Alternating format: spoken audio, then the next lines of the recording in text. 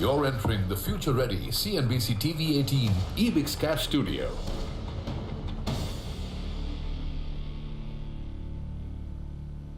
Hello and welcome to Money, Money, Money, your weekly personal finance date with me, Surabhi Upadhyay. So we've had a fantastic festive weekend. A brand new year is upon us. So we thought we'll get you a nice little capsule. Investment themes, ideas or products that perhaps you should consider or must consider for the new year that is upon us. Compiling this interesting set of 5 things to watch out for is Nasir Salim, managing partner at Flexi Capital. He's been working through the festive weekend to ensure that he brings us this concise analysis on stuff that we must consider as investors. Nasir, thanks very much for joining in. Greetings, season's greetings to you as well, first of all. So tell us, it's been a very interesting year. The markets have been very generous and rewarding. When you overall look at the investing landscape across asset classes, how do you sum things up? Season greetings, Surabhi, and great to be back on Money, Money, Money. I think, as you rightly said, markets have been very favorable, rewarding, very kind. I'm out of words now for the markets. But, the fact is that, yes, the entire landscape as we see today, we are telling our investors to be cautious. If you look at just sheer numbers, will be market cap to GDP ratio above long-term average, but below global averages as far as India is concerned. If you look at valuations, are expensive in certain stocks and sectors. Overall, valuations are a little above fair value. If I were to compare this to the basic metrics that we use, which is price to earning bands and price to book. From a 1-year forward perspective, we are actually at 18.1 times average historically. Today, we're at 22.1. Price to book, historically, we've been about 2.6 times. Today, we're at 3.3. So, very interesting landscape. We've also seen inflationary pressure building up. There is rising inflation. Some views are that it's near term, short term. On the other hand, we've also seen expectation on interest rate rise, where we've seen the RBI struggling to ensure that the levels remain anchored between 6.15 to 6.3. The Fed should be again a very important factor that we see globally as far as even India is concerned. Should be has now announced taper tantrum. So obviously a lot of this put together puts us in a very interesting space. Also, so we not to forget India. We've had a change in outlook. We're now stable from negative, which is again a big I think a boost. India's quarterly exports now have crossed over 100 billion mark for the first time. So that's again something which we're looking forward to. GST collections been all over the headlines for the last 5 months, straight out. We've been hitting a 6 altogether, above 1.1 lakh crores. 1.1 lakh. So I think, frankly speaking, a lot of action happening, but at the same time, valuations are overvalued. And we need to be a little cautious. At the same time, enough opportunities within the market that one can kind of take advantage of. Okay, so that places us at a very interesting juncture where equities have run up, as Nasir is saying that, we've got a valuation issue perhaps over there. We're at the cusp of the turn of the interest rate cycle in all probability. So how do you look at your portfolio in this sort of a setup? So take it away. I am very curious to know your top 5 list, Nasir. First up, I know you're looking at the banking / financial services sector very carefully. So are you saying we should be investing in this part of the market? Are you saying through the equity route? How do we do it? So, sorry, before I get into the themes that we discussed, we've given you 5 themes broadly, but I think we need to kind of just shed some light on sectoral performances. So I would like to say that between calendar year from Jan to now, we've seen the small, mid-cap and large caps. So small and mid-caps have run up almost to the extent of 54 to 46%, and large caps have delivered just about 26-27% calendar year returns point to point from Jan to now. Sectoral performances, we've seen metals hitting 72% as we speak. We've seen realty at 64%, IT services at 44%. Now, where does this leave us from the current perspective? I think selective banks should be, for example, today, if I look at the entire ecosystem as far as financials are concerned and banks are concerned, we are just about 20% from the start of the year. I think that brings us to a point that financialization of savings is going to be a very key theme, which I hear a lot of people talking about, but I'm also very gung-ho about that. And at Flexi Capital, we feel that's something which we are overweight on. Selective banks will be I think selective private banks will offer very interesting plays, over the next few quarters. I think recoveries such as those, for example, from Kingfisher are a windfall gain for this sector. Overall recoveries are to be significantly better than last year for banks. NPAs have also started to settle down. We've seen NPA, the entire NPA ballooning that happened between 18, 17, 19 is all kind of now historically, as far as we are concerned. Large banks also have the capacity to effectively raise funds from the market, and therefore, and they can also distribute this to financial services. Sure. Between banks, we're also very gung-ho on financial services. So a large part of this is dominant by the housing finance corporates, which I think is, again, a very interesting portfolio to look at. That companies which may see relatively lower stress in the coming months, as a large portion of the loan portfolio is lent out to salaried workers, and where we've seen the population, defaulting less. So that's again a very interesting play. And in the entire banking and financial services sector, I think one which is a very interesting play, spoken a lot on CNBC TV 18 and by you as well, Surbhi, is the entire life insurance business. I think, I have done that business for many years, I can tell you, for a large private multinational bank. And I can tell you, given the penetration levels, under-penetration as far as India is concerned, life insurance companies, make up the majority of this segment. So Nasser, you have me completely convinced. Banking and financial services, I guess it makes perfect sense if someone's expecting the economy to improve. Banks are, logical beneficiaries, and that's one part of the market that hasn't run up as much. The question is, how do we play it? There are lots of passive funds as well now, funds based, let's say, on the bank Nifty or the new index that the exchanges have come up with. Should you play it through the active side, passive side? Which funds are you looking at and why? So again, as far as Flexi Capital is concerned, we suggest that you look at it through active management funds. Yes, there are index funds available also, but we suggest that you go because the right choice of sector and the right pick of funds within that category are very important. And we feel that something like the Nippon India Banking as a thematic fund, Nippon India Banking and Financial Services Fund, is something which is very interesting because they've identified some very large selective banks. They've also, the likes of HDFC, ICICI, they've also identified life insurance companies which are steady state compounders. I just spoke to you about that. So I think, another very important, which is almost 22% between the banking and financial services, investors who are looking at not a very volatile, less as compared to a thematic fund could look at a flexi cap kind of a fund, which is with ICICI Prudential Flexi Capital Fund, Flexi Cap Fund, because that is investing in large companies, large capitalization companies of banks. So as I said, HDFCs are there, likes of those. So those you can play out very comfortably. I think investors are looking at getting a superior risk-adjusted return can look at something like a Flexi Cap Fund, which has got good banking in play. Nippon India Banking and Financial Services Fund can also kind of get you a little a higher return expectation, but the journey is going to be a little far more volatile, because it's a thematic fund. Obviously, it carries a higher beta, and these are two funds that we are recommending clearly to capture as far as the banking and financial services sector. Got that. So the Nippon India Banking and Financial Services Fund for more concentrated approach, and then the ICICI Flexi Cap, which gives you a more diversified play. The next theme, Nasser, and I know this is kind of linked to banking. The other sector, the second sector or theme that you're looking at is infrastructure. This is a tricky one because in the last 10 years, there have been so many false starts, right? So what are you suggesting? That someone should actually look at a specific infrastructure fund? Again, then which one actively managed? What are the, what's the risk reward equation like here? Yeah, so again, infrastructure, I'd like to add to that, it's economic reforms as well. So we are banking on, we're looking at two clear sectors here within, and they're parts of each other. So we're obviously suggesting the entire infrastructure ecosystem and economic reforms. Now, the only point of distinction I'd like to bring in here, Surbhi, as you mentioned, saying that infrastructure could be a tricky sector, and I completely agree with you.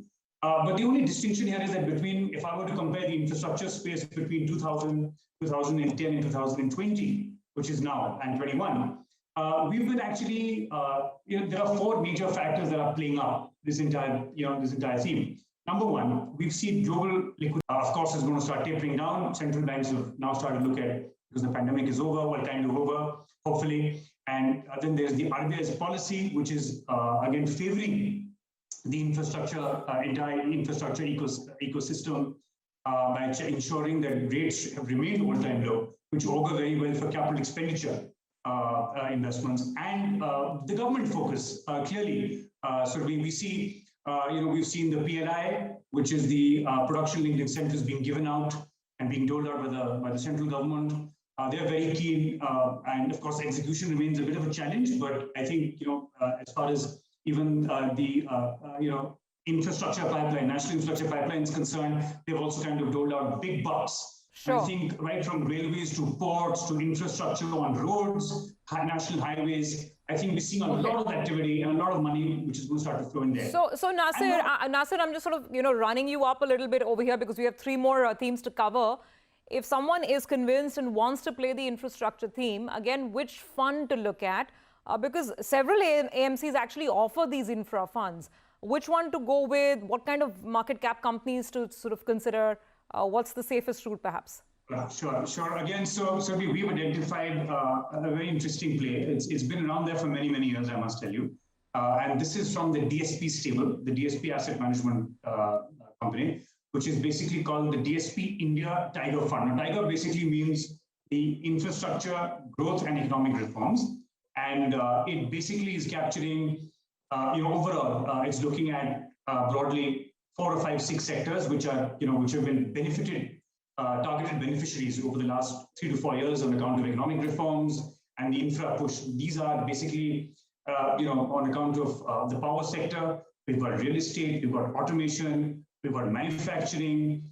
We've also identified a few other names: oil and gas, cement and buildings. Again, Ultratech and ACC, for example, names today. Cement incidentally is run up. We were looking at the market close, and there's an interesting number there. Construction, Larsen and Toubro. So if you capture automation like Siemens, I think some of these names, if you wish to capture, which are currently very well anchored to kind of benefit you from all these infrastructure plays that are expected to come out and hit out in the market, I think a fund like this, the DSP Tiger fund, is something which may warrant some exposure. But again, Surabhi, I must mention to you here, since it's a thematic fund. STP is the only way to do this. Please, execution through STPs and bids. We call it buy in dip strategy. Please buy it in dips as when you see it, and STP it could be a possible option that you may consider. Got that. So tread with caution, but these are some ideas on the thematic side. Banking funds and infrastructure funds. We'll take a break and then we'll have the remaining 3 ideas for the new Samvat. These are, by the way, non-equity ideas, stuff you should look at from an investment standpoint. Back in a moment.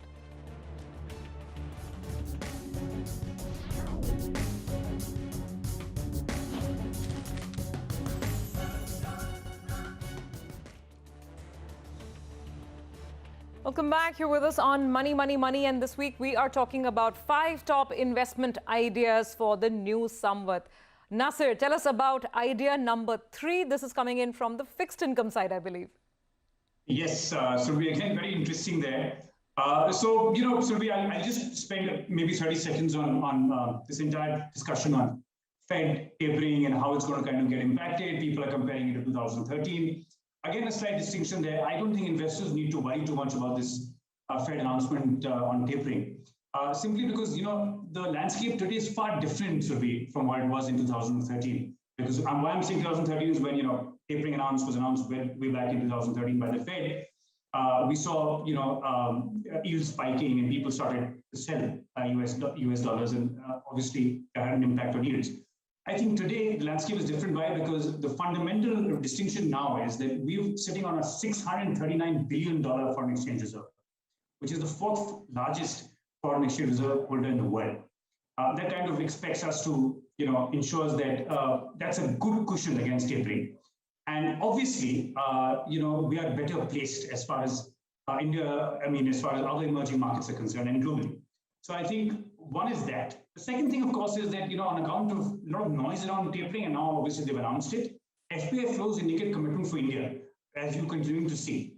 Now, the point is, so we're coming to the main point, is that debt funds today, a lot of investors have questions in their mind saying if interest rates would rise, which has also been the case. We've seen the RBI coming in and ensuring that They keep rates checked between 6.15 to 6.3. I'm talking about the 10-year G-Sec yield. But they've also been working very beautifully on by using operation twists and OMOs. And also now they've announced a clear commitment on ensuring that there is a expected hike in reverse repo rates by December 2021 and overnight rates, which will start to move up gradually, Surabhi. And when that happens, there is a sense of worry because interest rates and bond prices, yields and bond prices have an inverse relationship, as we know. Now, kind of counter that, we feel, Flexi Capital feels that, funds such as those of floater funds, and I'll spend exactly a minute on what floater funds do. Floater funds are basically for investors who are looking at a horizon of 18 to 24 months, ideally should be. And by the name in itself suggests that they invest in floating coupons, which are linked to the repo rate or treasury bills, 3-month repo rates for treasury bills. And each time that these rates start to go up, the fund automatically readjusts these coupons. You get a higher coupon.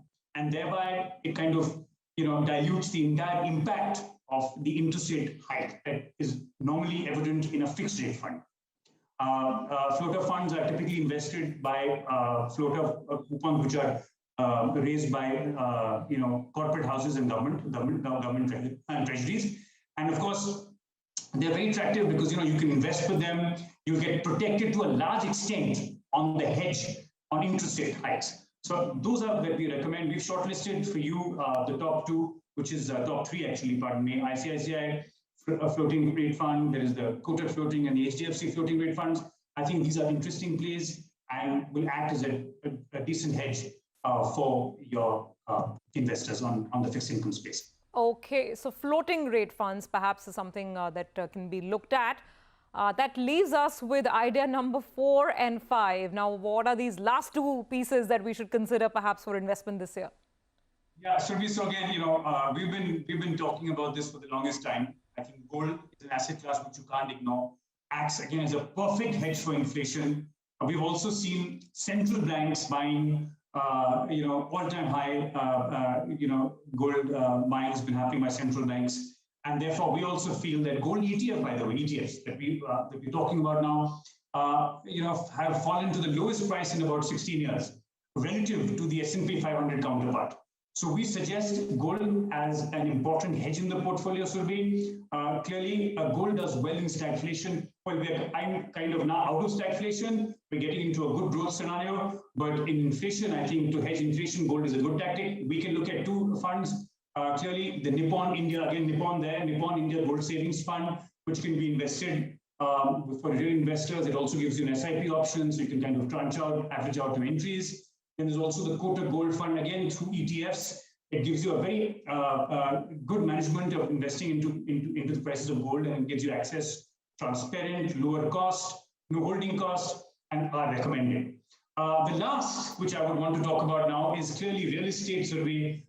Real estate should support economic recovery. As we see, interest rates have been pretty much lowest in its rate cycle, which also ensures that banks today, mortgage rates have fallen to record lows, and we are suggesting, and affordability levels have also become all-time high. We are suggesting that investors who are looking at consumption, end-use consumption for real estate should buy real estate for end consumption, not for investing. I must again highlight to you, it should be done only for self-end consumption. Self-end consumption is very, very important and could be done now. Interest rates have come down. There is ARERA, which is coming in place, a lot that is happening on the regulation front. And also we feel that this could be the best time for investors who are looking at investing in real estate as a piece for self-consumption, for own consumption, end use should be looked at. Okay, so banking and financial services funds, infrastructure funds, floater funds on the debt side, gold and real estate. That's the power-packed punch of 5 from Flexi Capital. Nasser, thank you very much. That was a very interesting discussion. Thanks for bringing those ideas to us on the table. And hopefully viewers will, of course, do their homework and invest accordingly. With that, we are completely out of time on this edition of Money, Money, Money. Your feedback and comments and queries are welcome as always. We'll see you again next week.